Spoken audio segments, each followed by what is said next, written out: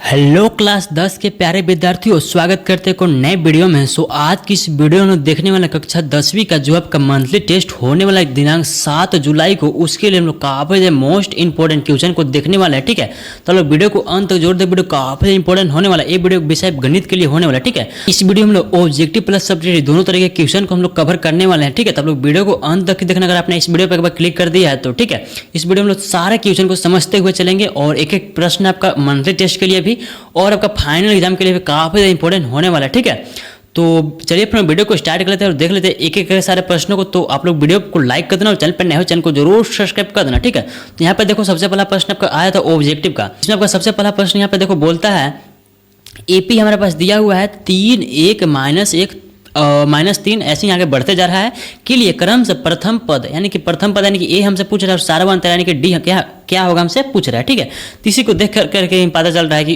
क्योंकि ए क्या होता है, प्रथम पद होता है, यानी कि ए प्रथम पद इसमें क्या है 3 है, तो 3 होगा प्रथम पद। तो हमसे पूछा क्या है, सबसे पहले प्रथम पद पूछा, यानी कि सबसे पहले तो हमारा 3 आएगा।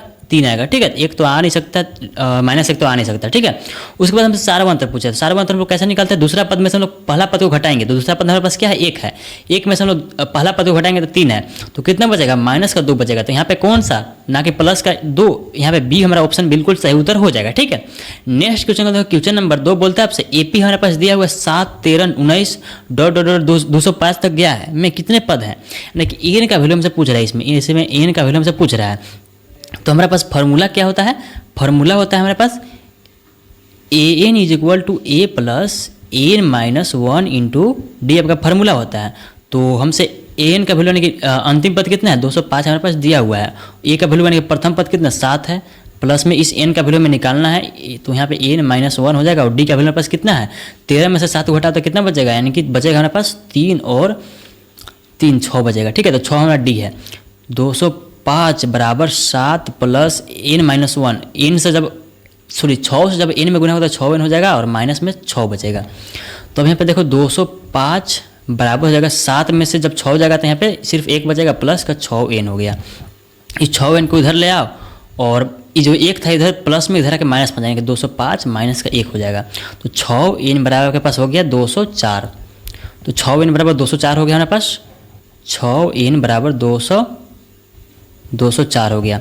तो एन का वैल्यू कितना आ जाएगा 204 बटा में 6 हो जाएगा। तो 6 से जब लोग इसे काटोगे आपके पास कितना मिलेगा 3 2 बचे यानी कि 24 यानी कि 4 34, यानी कि एन का वैल्यू कितना गया 34 आ गया। ठीक है, तो बी हमारा यहाँ पे बिल्कुल सही उधर हो जाएगा।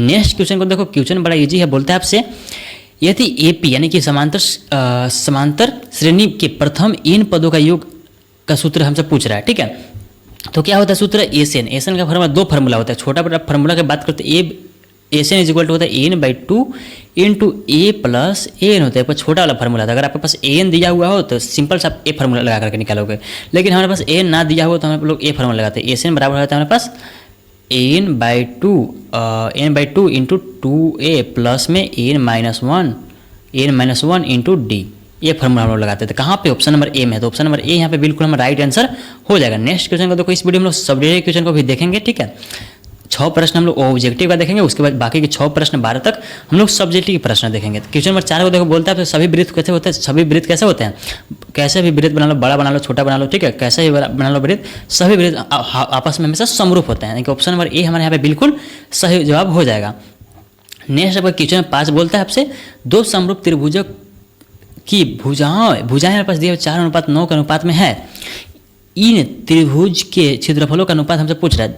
क्या है, दोनों त्रिभुज समरूप है, तो समरूप त्रिभुजों के संगत भुजाओं के अनुपात के वर्ग के, यानी कि अनुपात का वर्ग कितना हो जाएगा, अनुपात को हम लोग बटा में भी लिख सकते हैं, वर्ग बराबर रहता है क्षेत्रफलों के अनुपात क्या स्क्वायर, क्षेत्रफलों के अनुपात के बराबर रहता है, यानी कि क्षेत्रफलों का अनुपात कितना हो जाएगा। मान लो कि प्लस त्रिभुज आपके पास ABC और दूसरा आपके पास PQR, तो इसके बराबर हो जाएगा। तो 4 का स्क्वायर कितना हो जाता है 16 बटा में, और 9 का स्क्वायर 81, यानी कि 16 बटा में 81 दोनों का अनुपात के बराबर, यानी कि 16:81 हो जाएगा। कहाँ पे 16:81, यानी कि ऑप्शन नंबर डी यहाँ पे बिल्कुल हमारा सही उधर हो जाएगा। ठीक है, नेक्स्ट क्वेश्चन को देखो, इससे हम लोग एक सब्जेक्टिव क्वेश्चन भी देखने वाले हैं इस पे, तो यहाँ पे वहाँ पे आपका पूरा क्लियर हो जाएगा। क्वेश्चन नंबर 6 को देखो, बोलता है आपसे यदि एक त्रिभुज के सभी कोण एक अन्य त्रिभुज के संगत कोणों के क्रमशः बराबर हो तो दोनों त्रिभुज समरूप होते हैं।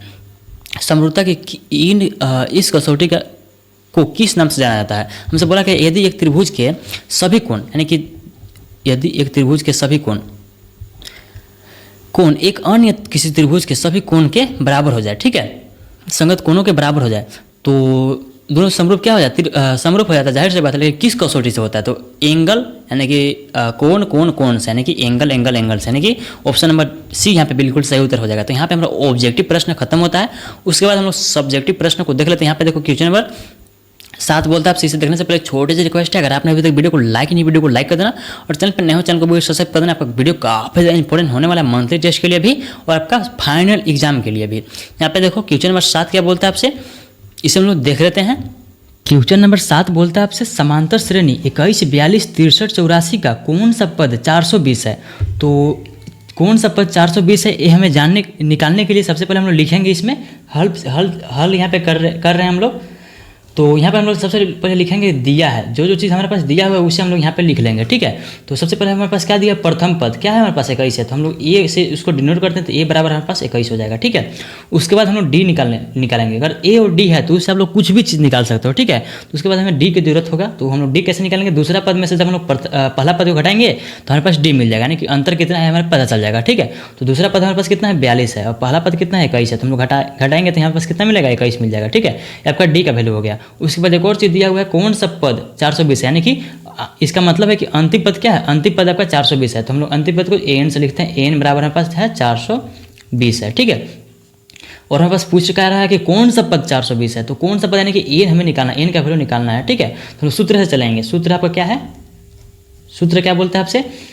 ए एन बराबर होता है A plus N minus 1 into D के। तो हमारे पास ए एन का वैल्यू दिया हुआ है, इस एन का वैल्यू हमें निकालना है और बाकी सारी चीज़ों का हमारे पास वैल्यू है, तो हम लोग निकाल लेंगे आसानी से। 420 इसका वैल्यू है ए एन का। उसके बाद ए का वैल्यू हमारे पास कितना है? ए का वैल्यू हमारे पास 21 है, ठीक है। उसके बाद प्लस में एन का वैल्यू, इसी एन का वैल्यू में निकालना है, माइनस में 1, और डी का वैल्यू हमारे पास कितना है? डी का वैल्यू हमारे पास 21 है।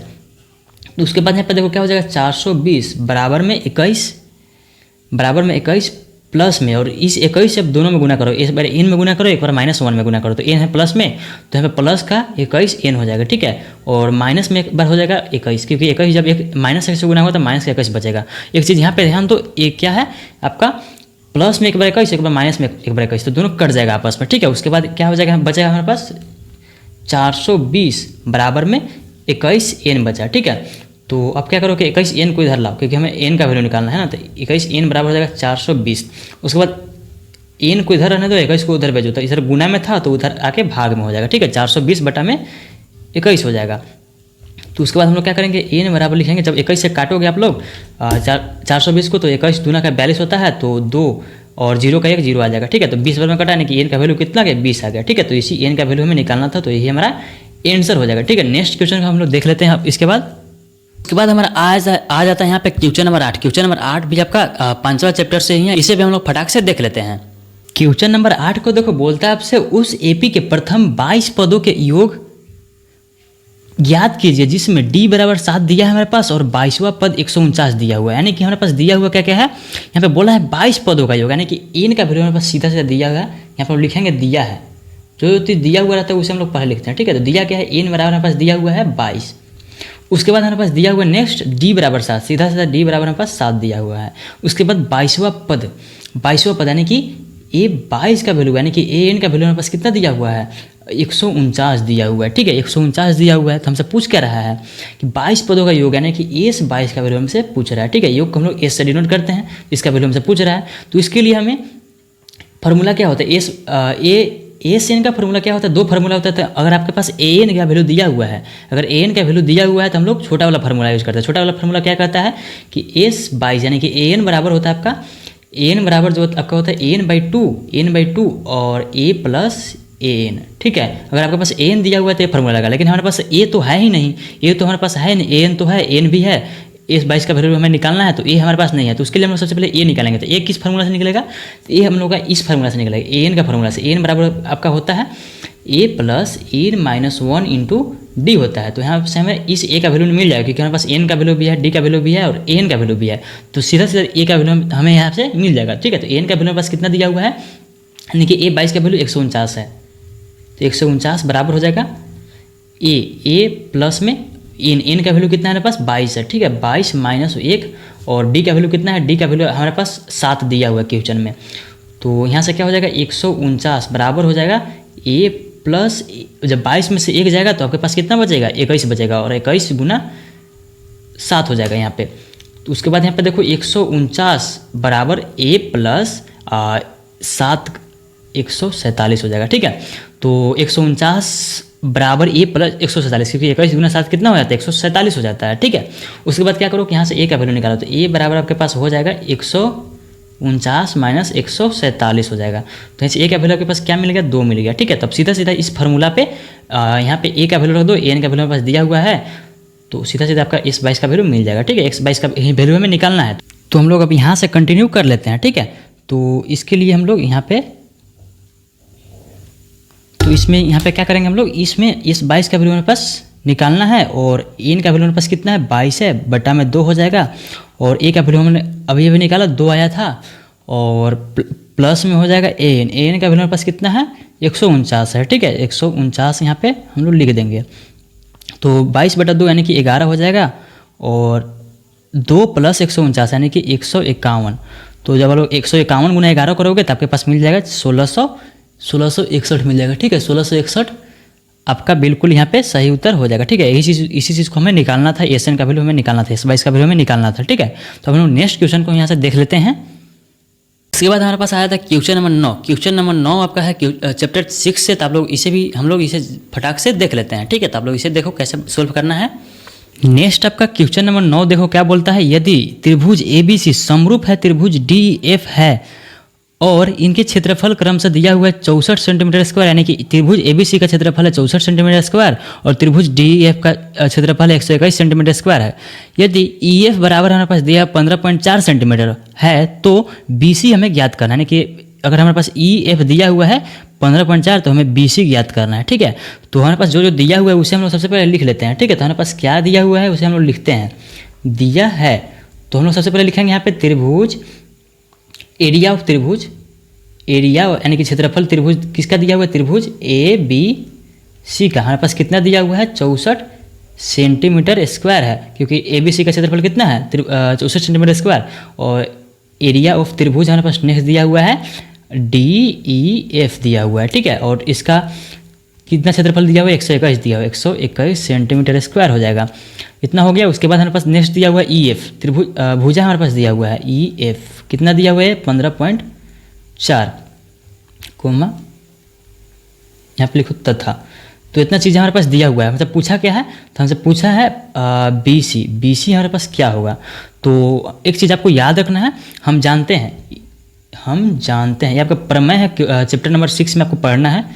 हम जानते हैं, आई होप कि आपने पढ़ रखा होगा। तो देखो क्या होता है, अगर त्रिभुज समरूप है, त्रिभुज अगर समरूप है एरिया ऑफ त्रिभुज ABC बटा में, दोनों त्रिभुज समरूप हैं तो इसे लिखो बटा में एरिया ऑफ त्रिभुज DEF, ये बराबर होते हैं इनके संगत भुजाओं के। अगर हमारे पास EF दिया हुआ है यहाँ पे BC बटा में EF के संगत भुजाओं के स्क्वायर के बराबर हो जाता है, ठीक है। तो अगर हमारे पास EF दिया हुआ है तो BC हमें आराम से यहाँ से हम लोग निकाल सकते हैं। तो एरिया ऑफ त्रिभुज ABC कितना दिया है हमारे पास, ये हमारे पास 64 है, और बटा में त्रिभुज DEF का कितना है 121 है, यहाँ पर लोग 121 लिख देंगे, 121 बराबर में BC का वैल्यू हमारे पास कितना है जो कि हमें निकालना है BC, और बटा में EF का वैल्यू कितना है 15.4 हो जाएगा, ठीक है। और इसका होल स्क्वायर, अब इस स्क्वायर को इधर भेजो, इधर आके रूट में हो जाएगा, यानी कि 64 बटा 121 का रूट लगेगा, और यहाँ पे BC बटा में 15.4 सिर्फ बच जाएगा। अब 64 का रूट कितना निकलता है, इससे हम लोग 64 को 8 गुना 8 लिख सकते हैं, और रूट के अंदर से 2 के बदले के बाहर निकलता है, यानी कि 8 निकल जाएगा, और 121 के जगह पे 11 निकल जाएगा, क्योंकि हम जानते हैं कि 11 का स्क्वायर 121 होता है। तो इसका कितना हो जाएगा 11 हो जाएगा, बटा में BC बटा में 15.4, इसको 63 से गुना कर दें, यानी कि 15.4 गुना हो जाएगा 8 से, और 11 गुना हो जाएगा BC से, यानी कि 11 BC बराबर हो जाएगा 8 गुना 15.4। तो जब आपका 8 गुना होगा 15.4 से, तो यहाँ पे क्या हो जाएगा 11 BC बराबर हो जाएगा आपके पास 15.4 गुना 8, यानी कि 8 चौका 8 16 3 24 32 के 2 हासिल 3 हो गया, और 8 5 40 और 3 43 के 3 हो गया हासिल 4, और 8 और 4 12, यानी कि 1232 यहाँ पे एक पॉइंट यहाँ पे आ जाएगा। ठीक है, और BC बराबर हम लिख सकते हैं 1232, यानी कि बीच में पॉइंट है 1 और बटा में 11 हो जाएगा। ठीक है, ये वाला चीज़ आपको दे देना क्योंकि बीच में बराबर है ना, तो इसे हम लोग देते भी चलेंगे। उसके बाद यहाँ पे देखो इसको काटोगे तो कितना में कटेगा, 11 से आपका कट जाएगा।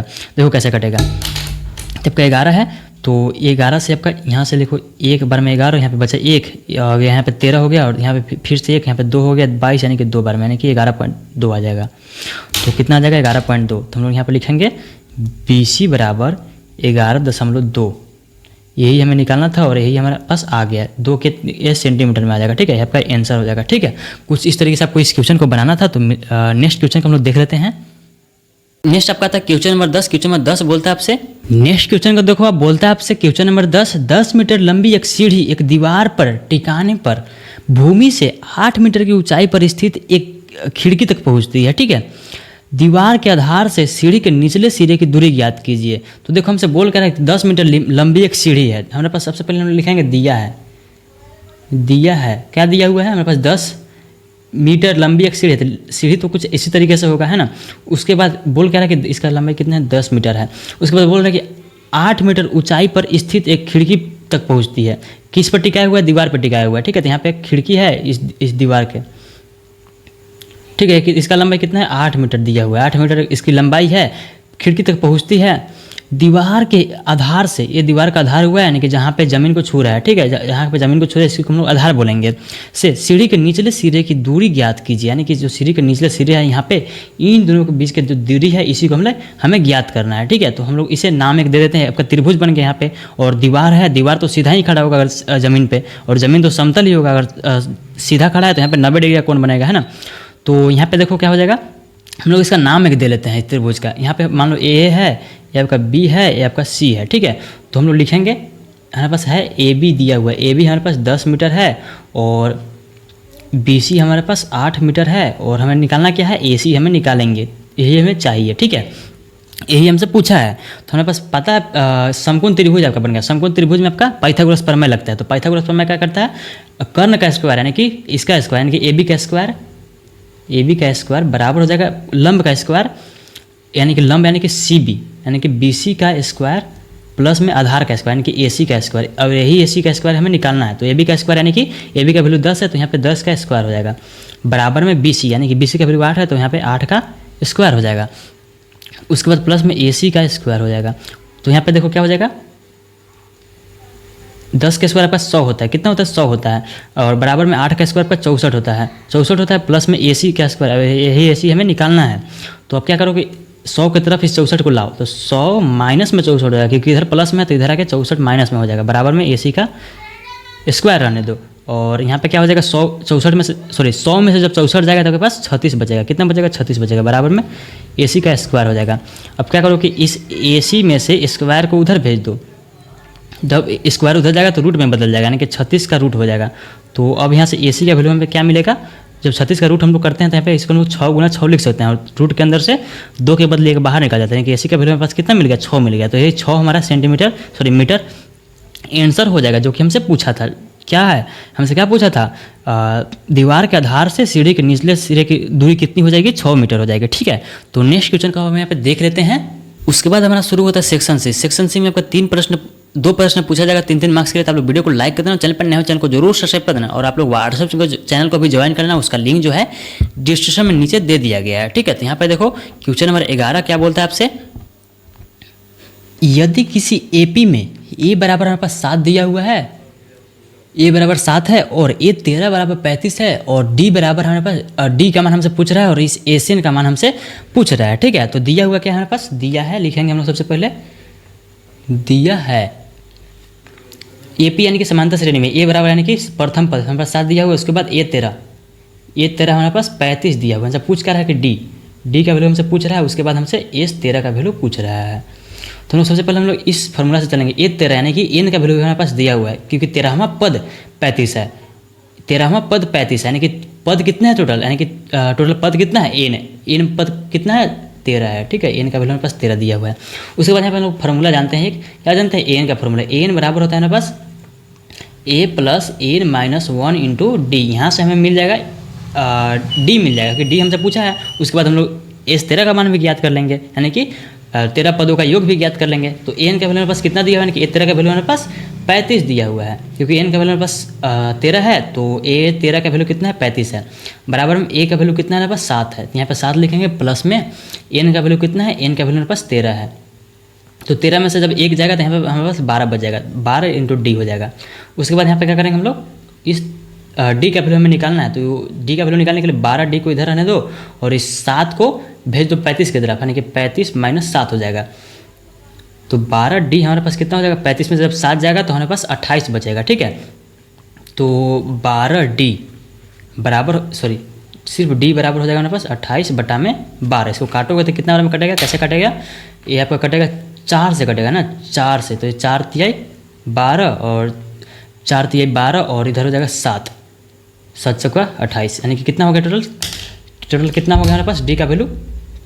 इस डी का वैल्यू हमारे पास आ गया 7/3 आ गया, ठीक है। पहला तो आंसर हमें मिल चुका है, अब हमें निकालना दूसरा आंसर।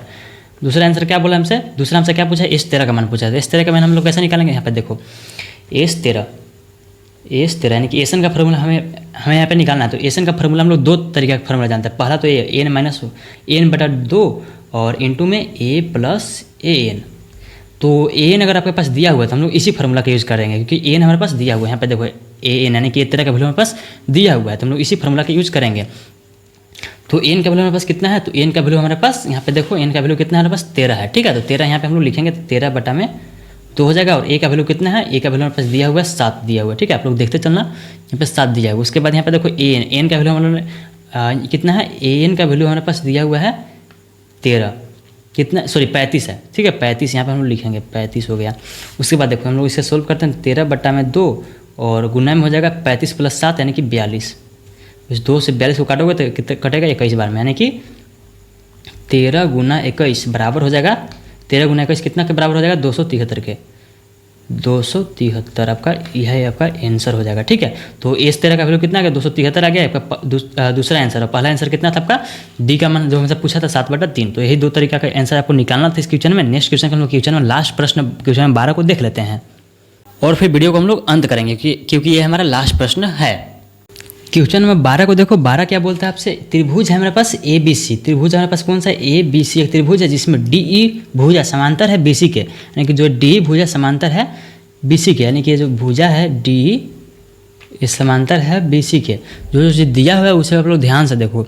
उसके बाद हमें से बोला है कि ए डी बटा बी डी बराबर है 3/5 के, यानी कि ए डी बटा बी डी बराबर किसके है, 3/5 के है। और ए सी यानी कि ए से सी लेकर के यहाँ पे कितना वैल्यू दिया हुआ है, 4.8, यानी कि यहाँ से लेकर के यहाँ तक जो दूरी है आपका 4.8 है, ठीक है, सेंटीमीटर। आगे हमसे बोल रहे हैं कि तो ए ई ज्ञात कीजिए, यानी कि ए वाला हमें ज्ञात करना है, ए ई हमें ए वाला ज्ञात करना है, ठीक है। तो कैसे निकालेंगे, सबसे पहले लिखेंगे दिया है हमारे पास क्या दिया हुआ है, ए डी बटा बी डी, या फिर बी डी को आप लोग डी भी लिख सकते हो, ठीक है। तो बी डी हम लोग लिखते हैं बराबर में 3/5। और नेक्स्ट हमारे पास दिया हुआ है तथा ए सी दिया हुआ है, ए सी भुजा हमारे पास 4.8 सेंटीमीटर दिया हुआ है। तो हम लोग इस ए सी को एक और चीज़ लिख सकते हैं, ठीक है, ताकि हमें आगे इसका काम आएगा। देखो ये जो ए सी है आप लोग ध्यान से देखो, इसे हम लोग ए ई प्लस ई सी भी तो लिख सकते हैं, ए ई प्लस ई सी भी तो लिख सकते हैं, हाँ लिख सकते हैं। तो बिल्कुल यहाँ पे लिखेंगे हम लोग ए ई प्लस ई सी बराबर कितना दिया हुआ है, पास 4.8 दिया हुआ है, 4.8 सेंटीमीटर। अब आगे देखो, आगे हम लोग लिखेंगे इसे, तो हमें ज्ञात क्या करना है, तो ए ई हमें ज्ञात करना है, ये वाला जो ए ई है यही हमें ज्ञात करना है। तो ए ई बराबर वाट लगा देंगे। तो यहाँ पे हम लोग क्या करेंगे, एक हमें नियम पता है, प्रमेय पता है, प्रमेय चैप्टर नंबर 6 में पढ़ाया जाना है। ए डी बटा डी बी बराबर हो जाए आपका ए ई बटा ई सी के, क्योंकि संगत हो जाए बराबर हो जाती है, क्योंकि समांतर है ना, समांतर है इसके कारण। तो हम लिखेंगे यहाँ पे चूँकि ए डी बटा बी डी बराबर है ए ई बटा ई सी के, ए ई बटा ई सी के आपका प्रमेय है, ठीक है।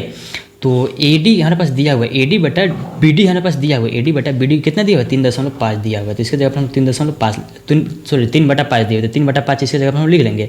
तो ए ई जो कि हमें निकालना है, ए ई हमें निकालना है। उसके बाद ई सी, हम लोग इस ए सी को हम लोग क्या लिख सकते हैं, इस ए सी को हम लोग लिख सकते हैं, इस ई सी को हम लोग लिख सकते हैं 4.8 माइनस का ए ई लिख सकते हैं। यहाँ से देखो ई सी को हम लोग लिख दिया 4.8 माइनस का ए, तो हम लोग यहाँ पे लिखेंगे 4.8 माइनस का ए ई। ठीक है, कुछ इस तरह से आपका हो गया। उसके बाद हम लोग क्या करेंगे, 3 से 3 से गुना कर देंगे, यानी कि 3 से सारा ए सारा में गुना हो जाएगा, 5 से इसमें गुना हो जाता है। यहाँ पे क्या हो जाएगा 5 ए ई बराबर हो जाएगा 3 गुना 4.8 माइनस में ए ई। ठीक है, 5 ए ई।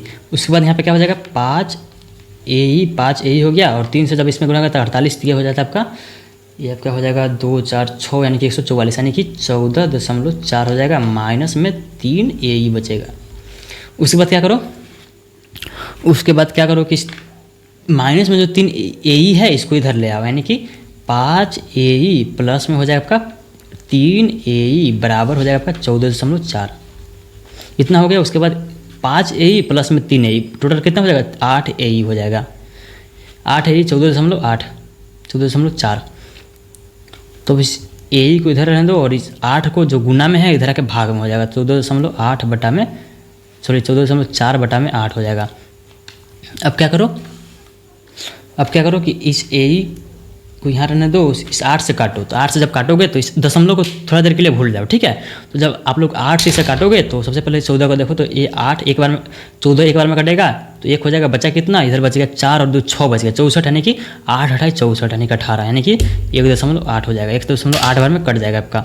तो ए ई बराबर कितना आ गया 1.8 आ गया, 1.8 सेंटीमीटर हो जाएगा। ठीक है, तो यही हमसे पूछा तो यही हमारा 1.8 सेंटीमीटर यही हमारा आंसर हो जाएगा। ठीक है, तो आई होप कि आप लोग को आज का वीडियो पसंद आएगा। वीडियो को लाइक कर देना और चैनल पर नए हो चैनल को जरूर सब्सक्राइब कर देना। ठीक है, तो मिलते हैं किसी नेक्स्ट वीडियो, तक के लिए बाय बाय। और भी बाकी सब्जेक्ट का अपलोड होगा, मोस्ट इंपोर्टेंट क्वेश्चन आप लोग उसे भी देख करके जाना।